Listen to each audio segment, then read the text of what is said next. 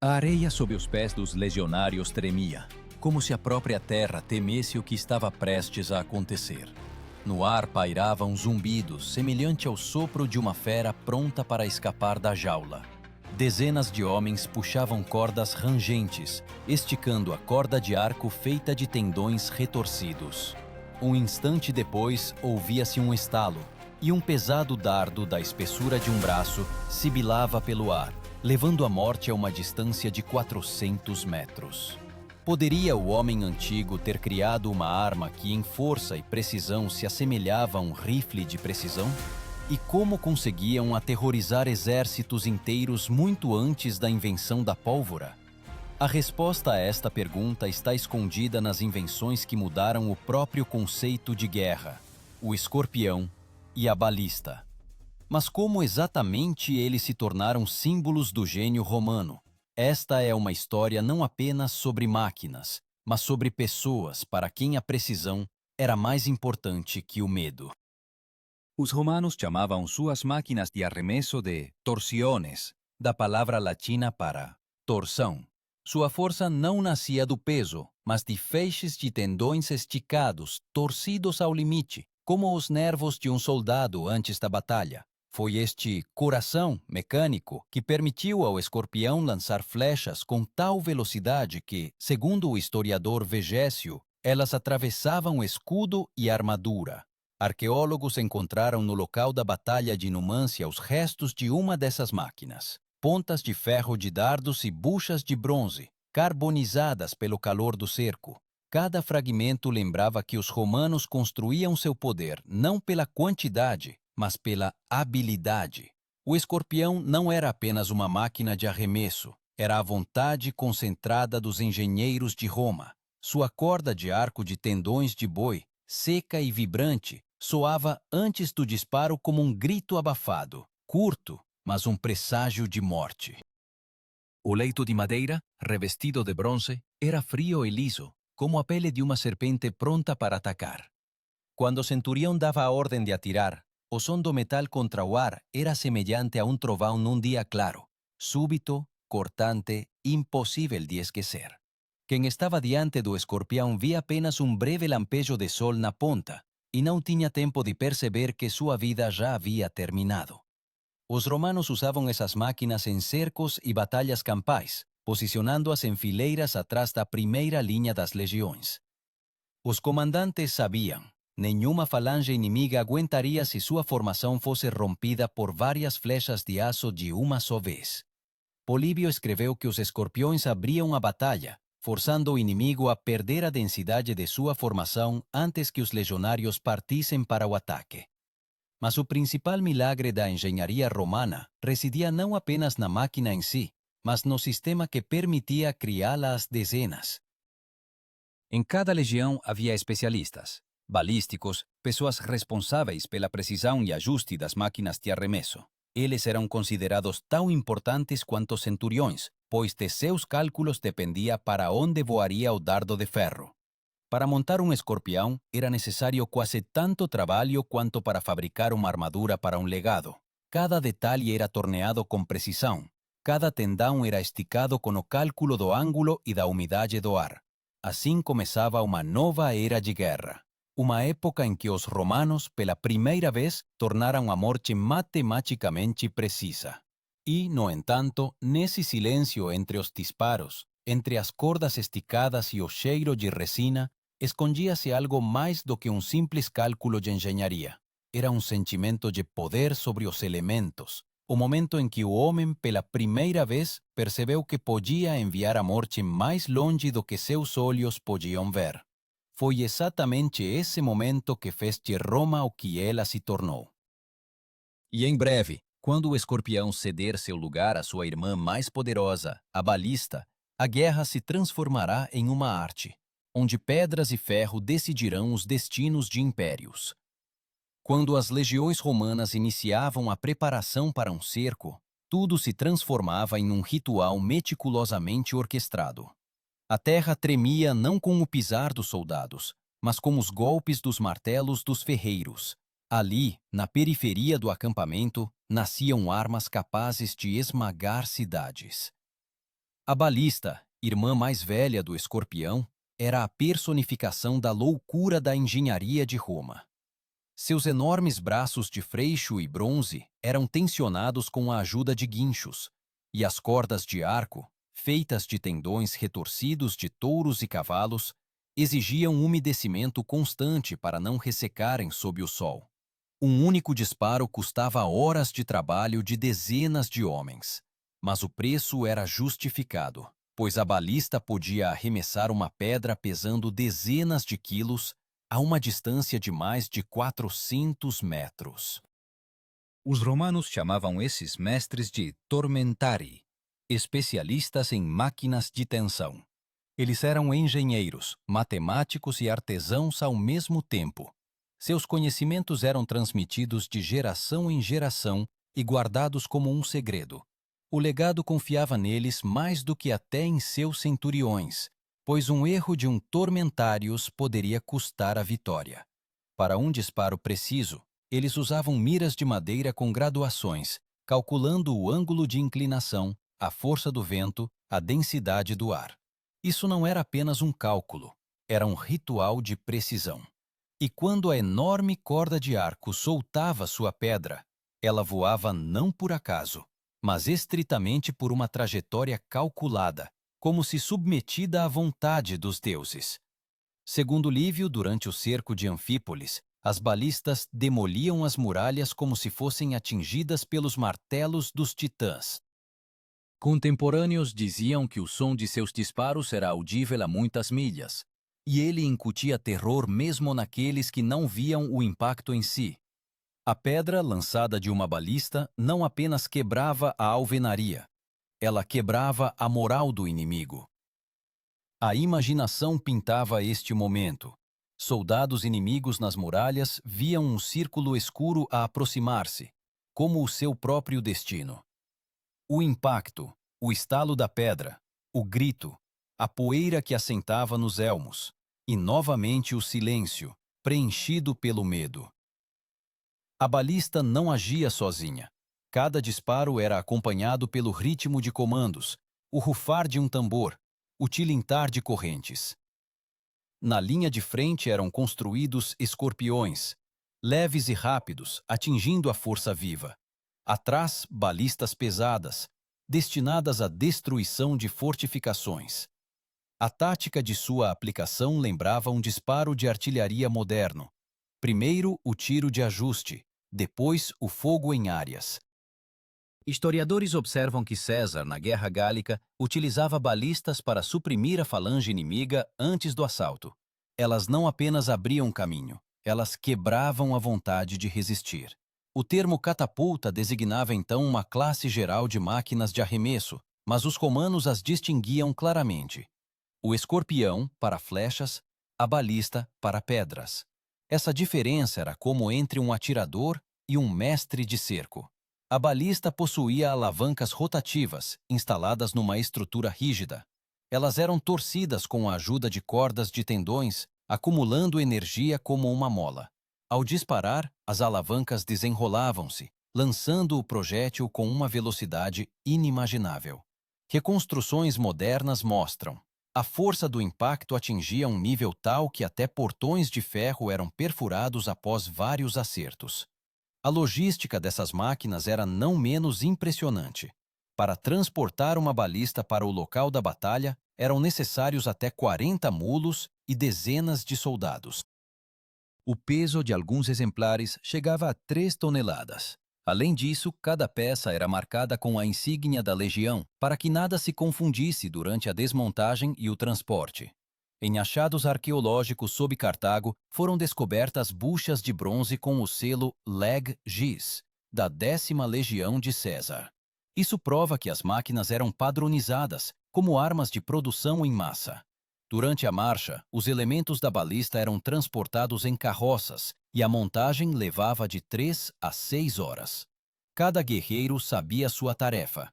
Quem fixava os suportes, quem esticava os tendões, quem verificava a corda de arco. O centurião comandava este processo com a precisão de um general, pois a demora significava o risco de serem apanhados de surpresa. Mesmo a simples tensão de uma corda era uma questão de cálculo. Umidade, temperatura, direção do vento, tudo tinha importância. Os romanos tratavam suas máquinas como seres vivos, que exigiam cuidado e disciplina.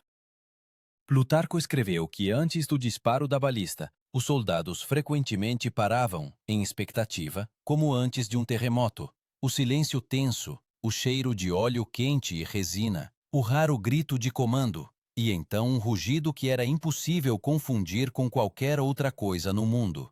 Era o som da fúria mecânica, criada pelas mãos do homem. E foi este som, o zumbido da balista romana, que se tornou o símbolo de uma era em que a engenharia se transformou pela primeira vez numa arma de poder. Mas toda força tem um limite. Os romanos entendiam. Nenhuma máquina, por mais perfeita que fosse, vencia sem a vontade das pessoas que estavam por trás dela. E onde o aço e a madeira colidiam com a carne, começava o verdadeiro drama da guerra. O momento em que o cálculo preciso se transformava em caos.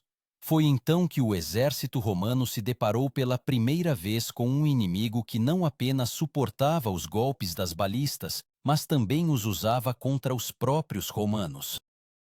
Verão, calor, muralhas de pedra. Ano 153 a.C.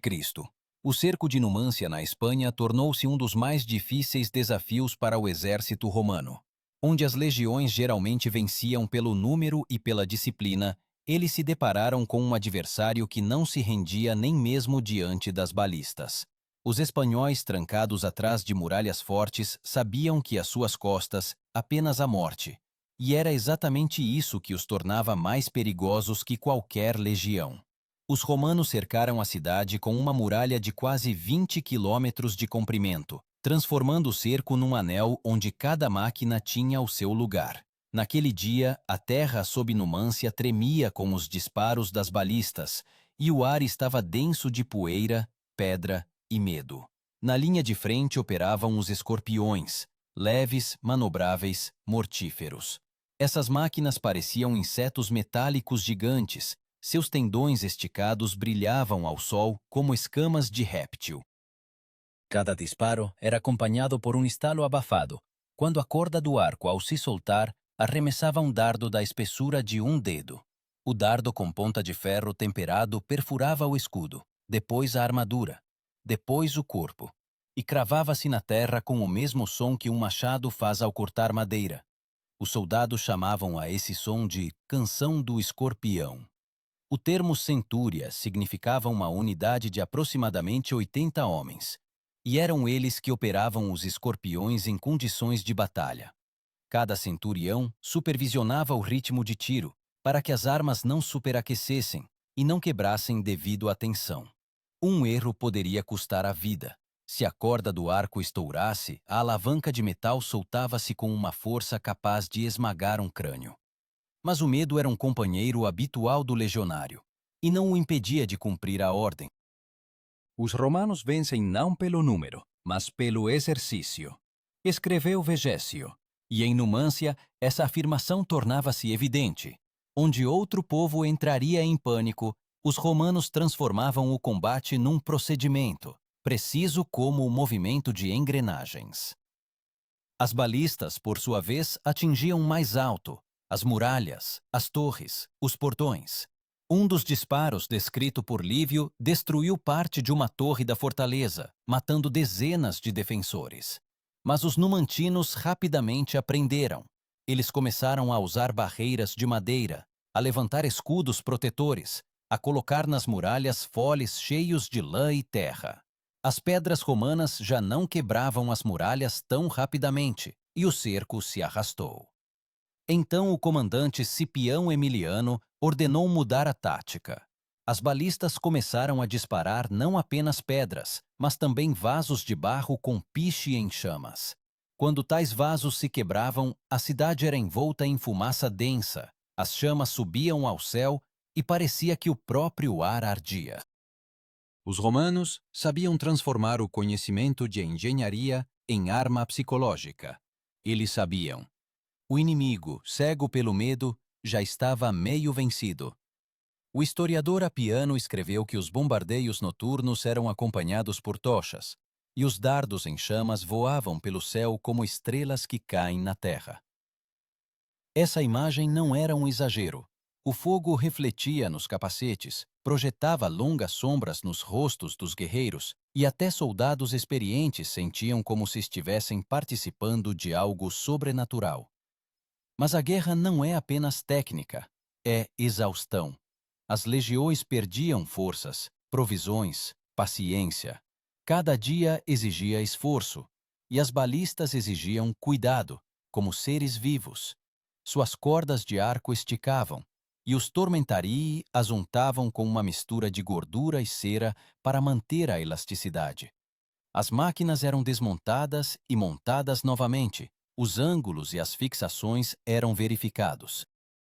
Mesmo na noite de silêncio, quando não havia disparos, ouvia-se um rangido suave no acampamento. Os soldados apertavam as cordas, verificavam os arcos, preparavam-se para um novo dia. Arqueólogos encontraram sob Numância vestígios de estruturas carbonizadas e cunhas metálicas usadas para fixar as armações das balistas. Esses achados confirmam as descrições dos autores antigos. Os romanos não abandonavam suas máquinas, mesmo quando perdiam homens.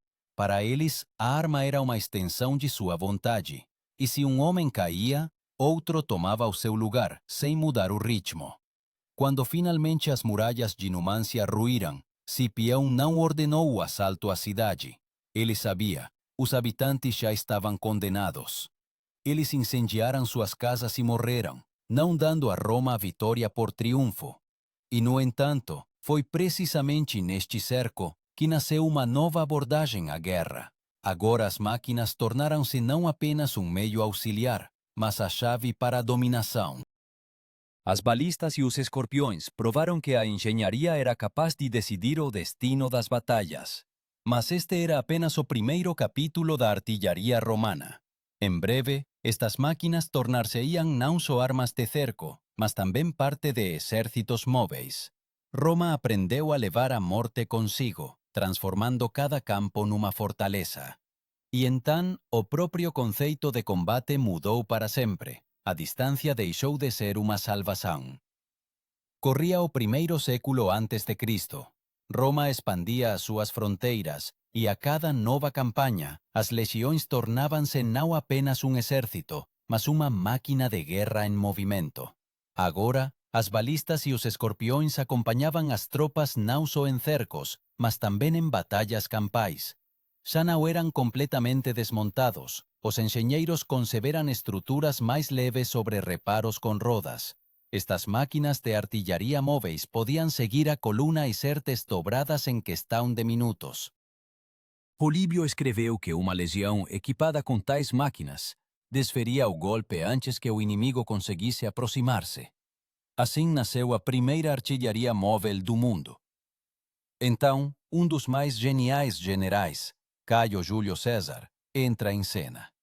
Nas suas Comentários sobre a Guerra Gálica, ele menciona os escorpiões e as balistas como um fator decisivo para a vitória na Batalha de Alésia. Lá, onde os romanos enfrentaram dezenas de milhares de gauleses sob o comando de Vercingetorix, foi precisamente a precisão das máquinas que permitiu manter a defesa. Quando os gauleses avançaram para assaltar as fortificações, os escorpiões abriram fogo sobre as encostas e as balistas destruíram as torres de cerco. César escreveu que nenhum guerreiro podia abrigar-se das flechas e pedras que caíam do céu. Isso não era uma metáfora. Era uma tempestade mecânica, orquestrada por mãos humanas. Nesse momento, a palavra balista começou a soar como um símbolo de disciplina e cálculo. Ao contrário dos exércitos caóticos dos bárbaros, os romanos agiam como um organismo único. Cada centurião conhecia sua seção, cada tormentários sua mira. Antes do disparo, quando toda a máquina estava esticada ao limite, o comandante pronunciava uma única palavra curta: emite, lança, e centenas de libras de energia tensionada eram liberadas instantaneamente, enviando a morte em linha reta, como se o próprio Júpiter tivesse lançado um raio. O termo legatus designava o comandante de uma legião, um representante do próprio Senado, o legado não era apenas um general, mas também um administrador responsável pela organização do acampamento e do abastecimento. Foi sob sua supervisão que operavam os engenheiros, ferreiros, carpinteiros e atiradores. Os romanos transformavam cada acampamento temporário em uma verdadeira fortaleza. Muralhas de terra, fossos, torres de madeira e, entre eles, fileiras de escorpiões apontados para fora. O acampamento respirava como um ser vivo. Cada um de seus elementos tinha uma função, e as balistas eram seus músculos. O historiador Goldsworthy observou que a particularidade do exército romano residia na capacidade de sistematizar qualquer arma. As máquinas eram montadas de acordo com projetos padrão. Seu calibre e dimensões eram ajustados para projéteis unificados. Mesmo os dardos tinham um comprimento e peso estritamente definidos para não afetar a balística. Escavações arqueológicas em Mogúncia e Carnunto revelaram pontas de flechas de ferro encontradas, idênticas em forma, o que confirma. Já naquela época, Roma introduziu a padronização factual de munições. Durante a campanha de César através do Reno, seus engenheiros construíram uma ponte em 10 dias. E foi dessa ponte, segundo a descrição de Plutarco, que os romanos dispararam escorpiões contra os germanos para manter a distância. Este momento tornou-se um símbolo de uma nova era. Roma aprendeu a atirar à distância, mantendo suas linhas intactas.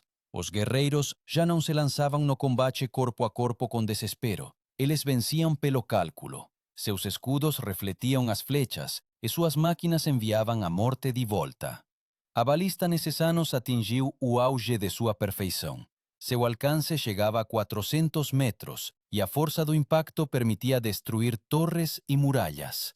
O mecanismo de tensão, composto por 2 molas de torção, tornou-se tão preciso que os tormentari experientes podiam regular a tensão pelo som.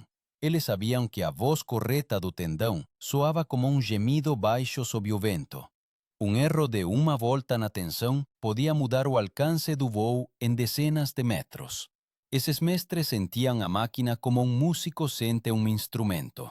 Durante o cerco de Alésia, quando os gauleses empreenderam o último ataque desesperado, as balistas atiraram continuamente. César escreveu que o ar estava cheio do sibilar das flechas e do estrondo das pedras, e todo o campo de batalha foi coberto de poeira. As pedras que caíam esmagavam as torres de cerco, e os dardos perfuravam pessoas e tábuas ao mesmo tempo. Os gauleses, perdendo a formação, dispersaram-se, e foi então que os legionários avançaram. Foi uma união perfeita de engenharia e bravura.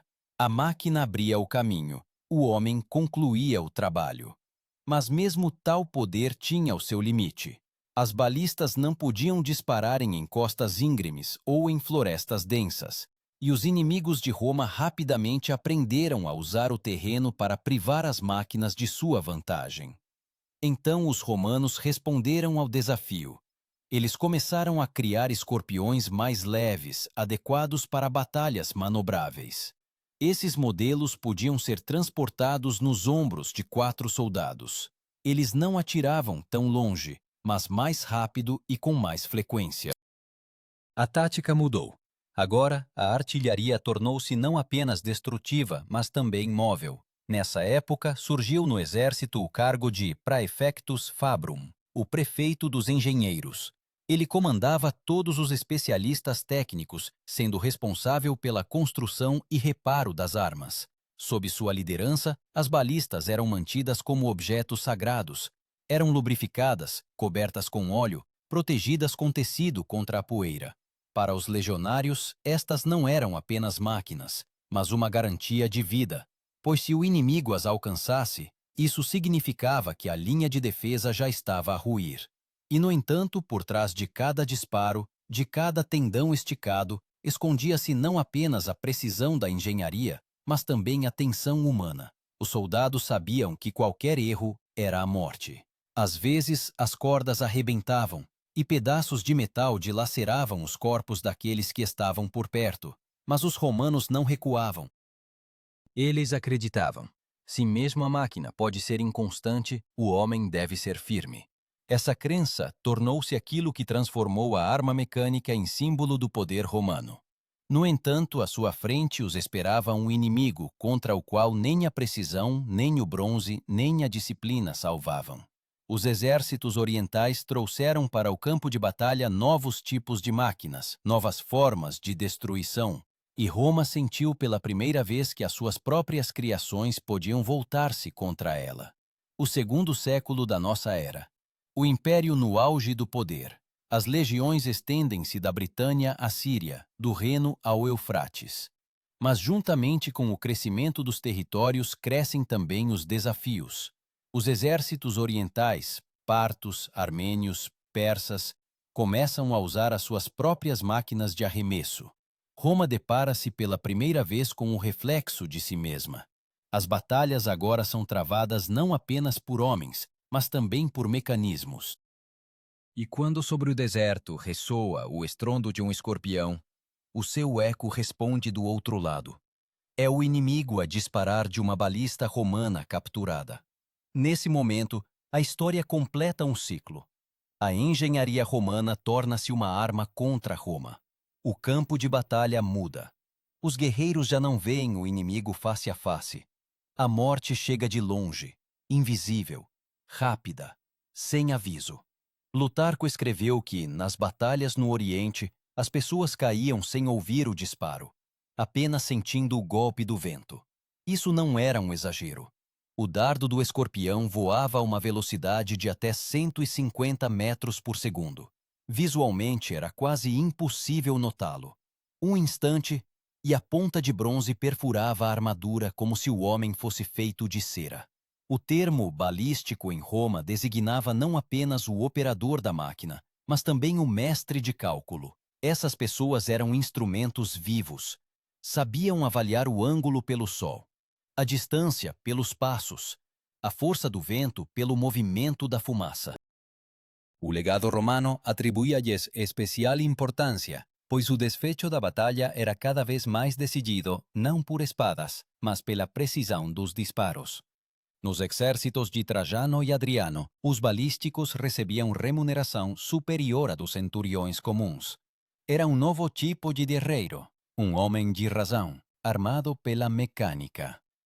No Oriente, os romanos aplicaram pela primeira vez balistas de cerco com um sistema de contrapesos, o protótipo da futura mecânica de Trabuco. Arqueólogos encontraram na Síria placas de bronze e fragmentos de alavancas que poderiam pertencer a esses modelos posteriores.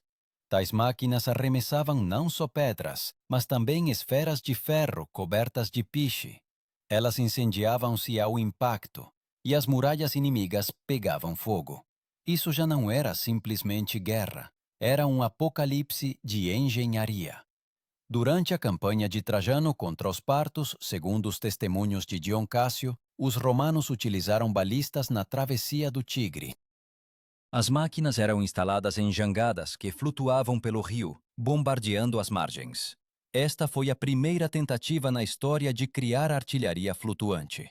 Sob o sol escaldante, no ruído da água e no guincho das cordas, os soldados romanos viam as suas próprias invenções transformarem-se numa fúria dos elementos. Água, fogo, metal, tudo se unia num só golpe. Mas os inimigos aprenderam rapidamente. Os persas fortificavam as muralhas com torres de tijolo de adobe que amorteciam o impacto da pedra. Começaram a usar escudos de madeira revestidos com peles cruas, e até construíam muralhas duplas com um espaço para suavizar o impacto. Em resposta, os romanos aumentaram o calibre das máquinas, alongaram as alavancas, intensificaram a tensão. As balistas tornavam-se cada vez maiores e mais pesadas, exigindo dezenas de homens para operá-las.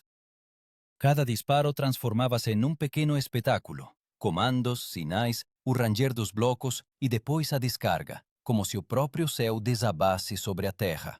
O historiador Sayer escreveu que, a essa altura, as balistas não eram apenas uma arma, mas um símbolo do estatuto do exército. Eram adornadas com os emblemas das legiões, águias de bronze, inscrições, SPQR, o Senado e o povo de Roma. Havia nisso orgulho, quase uma reverência religiosa. Os legionários acreditavam que cada máquina carregava a vontade do império. Quando ela disparava, o próprio Roma disparava. Mas foi precisamente essa confiança que lhes pregou uma peça. Durante a revolta na Judéia, descrita por Flávio Joséfo, os defensores de Jerusalém capturaram vários escorpiões romanos e os usaram contra os sitiantes. Isso foi um choque. Pela primeira vez, os romanos estavam sob o fogo de suas próprias armas. Os projéteis atingiam seus acampamentos, derrubavam torres e traziam a mesma morte que eles infligiam aos outros. César, que outrora se orgulhava de suas balistas, teria se transformado em um fantasma, observando o império atirar contra si mesmo. Então surgiram novas medidas de segurança. Cada legião agora tinha guarda para as posições de artilharia, e os tormentarii eram obrigados a destruir as máquinas se houvesse perigo de sua captura. As balistas já não eram deixadas sem vigilância, nem mesmo à noite. Eram cobertas com lona, patrulhas guardavam os depósitos de munições. A técnica romana tornava-se cada vez mais perfeita, mas ao mesmo tempo mais vulnerável. E, no entanto, apesar disso, as balistas permaneciam o coração do poder romano. Elas participaram de cada grande campanha. No cerco de Dura Europos, na defesa de Antioquia, na invasão da Britânia. À sua sombra, a vida de toda uma geração de soldados passava, acostumados ao cheiro de cera queimada e ao som da tensão dos tendões. E se nas guerras antigas o herói empunhava uma espada, agora o herói empunhava a chave da balista, uma alavanca que desencadeava a ira do império.